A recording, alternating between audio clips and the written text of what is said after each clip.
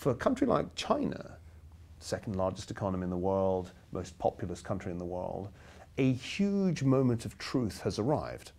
And the moment of truth is this: does the Communist Party accept the dominance of law? Does it subordinate itself to the rule of law? Does it accept that an independent judiciary might find against it?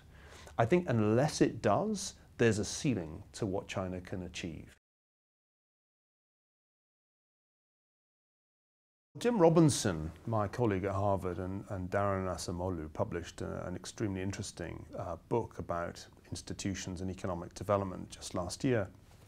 And their argument was China can't make it, that China will ultimately fall victim to the problems that we associate with rent-seeking elites and corruption if it doesn't make the leap to the rule of law, because the rule of law guarantees certain things, at least as they define it.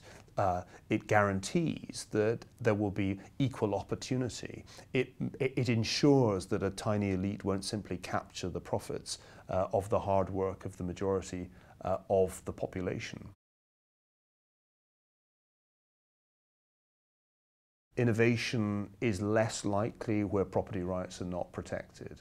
You know, why would you really bother innovating if your private property rights or your intellectual property rights were going to be violated as soon as you started to make serious money? China now has to generate its own intellectual property. It has to innovate in its own right. And that's happening. I mean, certainly measured in terms of patents, there's a lot of innovation now going on in China. China's done all the right things educationally. It's massively improved what happens, for example, in its engineering departments and in some of its other hard science departments.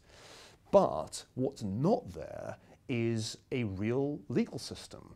There are hardly any lawyers in China, a couple of 100,000. There are hardly any judges. So that's the missing piece in China's institutional development. And the big challenge is, how do you get a functioning legal system in a relatively short space of time when history suggests that it can take hundreds of years to evolve of its own accord?